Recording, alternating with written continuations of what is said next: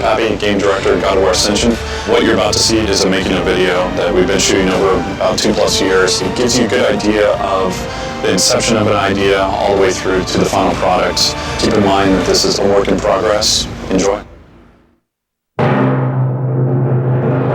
When we first started talking about it, it was, all right, let's run on some snakes and see what that looks like. What I was given was there's a python that's wrapped around this entire level. First reaction about the snake was, this is going to be huge and epic, and it's going to take a lot of work. You know, that's what God of War is big challenges and epic pieces and things like that.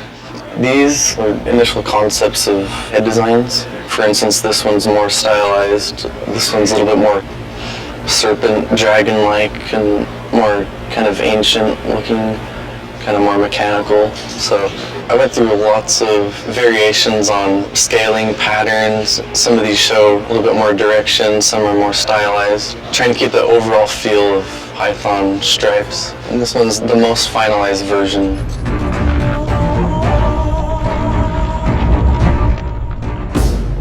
It's a mechanical snake. It's the key to getting inside of the temple. We aimed for about 5 pieces that we could string along together to make one complete python. This is our base piece right here. So this is kind of a U-shaped hallway. It's the same thing, but slanted. And this is a quarter piece that's cut out. We can rotate this. This can become walking space, climb space, or ceiling climb. So once I had the shapes that I wanted, then I strung them along together. Each color here represents a different shape. And one mechanic that we're going to use is a sliding mechanic. You're controlling them and you have to move side to side and actively avoid falling off while it's moving. I think all the time spent up front, and all the planning and everything, thinking through everything on paper helped tremendously. In our studio, it's the job of the designer to come up with a wild idea that has never been seen before, that is almost unachievable, and it's the artist's job to figure out how can we pull this off, and can we even pull it off, and where can we cut corners and do some tricks. This is the first snake that we have in production. We've been going through a lot of testing of how we can actually manage to build it, and what we ended up coming up with is a kind of a color-coded system with different sections of the snake that we would duplicate. Once this is built out by the artist, the tech artist will go in and we create a snake map that's color-coded. We take this red section and just duplicate it 5 times right there. We'll take the pink section and duplicate it 4 more times, and that's where our rough noting comes in, because we only pay the initial cost and memory for that first time, and all those other sequential times are basically free. So looking at the exterior, this is our first snake. When you get to the top, you just see how big it is. You know, if we go to a wireframe, we can see actually how much detail that is. It's pretty amazing. I mean, it's almost just like a solid block. We're really pushing the system right here to the limits. I think if I fly back a little bit more, I'm just going to crash it because it's just too much. There it goes. Frozen. So we're right on the edge of pushing what's possible on the PS3. I've been on Delphi Exterior for around 6 months. I see myself being on it till the end, which would be another 1.5 years. The final ride back started off with just me typing up 20 ideas of cool moments you could have on like a kind of fast-paced ride. It's gonna be the wild ride, sent it to Todd. And then he just kind of said, okay, I like this one, this one, this one, this one, this one, not this one, not this one, not this one. That's how it started.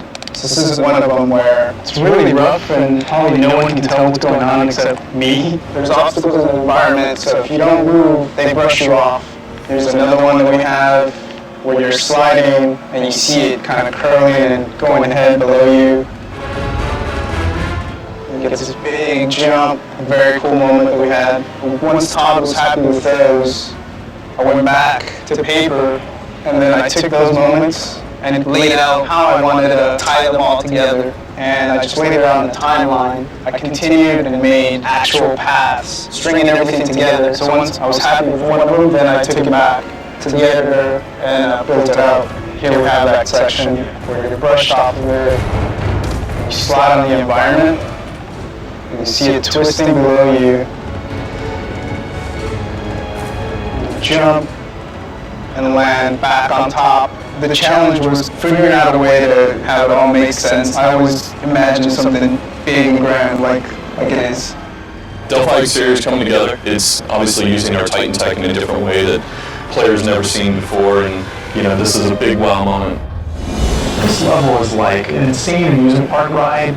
You're moving through this thing, and it's really tense. It's really kind of a really stressful level, because you're used to these amusement park rides where you're just sort of riding along, but you're like, no, man, you gotta jump, you gotta go, you gotta do this stuff. What I'm working on right now are these interior ice caves, giant caverns and small little tubes with the snakes burrowing through.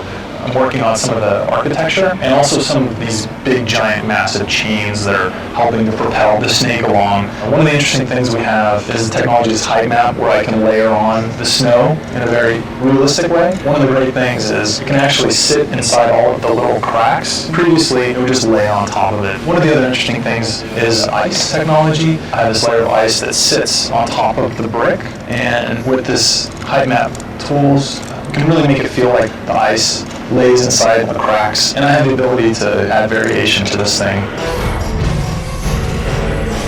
So here we have the large cavern, and we see the tower, the architecture, and some of the chains that are kind of propelling the snake along. In Delphi, we now have these giant mechanical snakes that, once Kratos powers up, are just tearing through the environment. You can go in them, you can climb on them or under them, but they're still swaying and undulating. Making good cameras that worked with that undulation was a real challenge. Here's an example of just some of the shots that I'm afforded by being in an outdoor environment where I just want to let the scene speak for itself. This is a really cool area that the artist Eric Jacobson helped put in, where I give him the camera's path, and then he put really cool artwork in front of it, these blocks of ice. Very much like a cool carnival ride.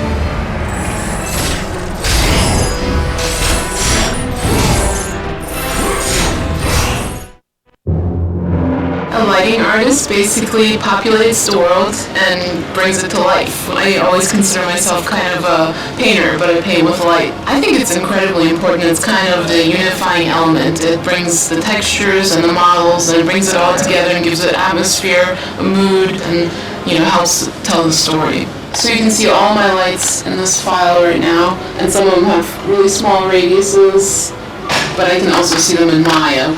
So here I have a firelight. If I turn on my radius, you can see the radius, how big it is here. So that's a visual representation. I can make it bigger, so then it'll affect more of the scene. I can make it huge, and it'll affect even more. I always play around a lot with the radius. So see how I bumped up that light now? I can really make it go extreme and really strong. And see, now it's affecting more of the scene. So this is the scene that went through first pass lighting. Here you can see the sunlight and the ambient affecting the scene. If I turn off the sun, the scene would look like this, and all you have is the ambient light. If I turn off the ambient light, it would look like this. And you can see like all the shadows turn completely black, and you don't have any information in there. When I do the lighting, I always like seeing the environment artist's reaction. They're like, oh wow, you made my level look awesome. I love that level. I mean, it took us a long time to get it to the point that it's at right now, but that's because it was new, uncharted grounds. We haven't done that stuff before. I love it, and I've had plenty of people come up to me and say Luis really knocked it out of the park with the art that I've been seeing. I think this will be a huge showcase for the project.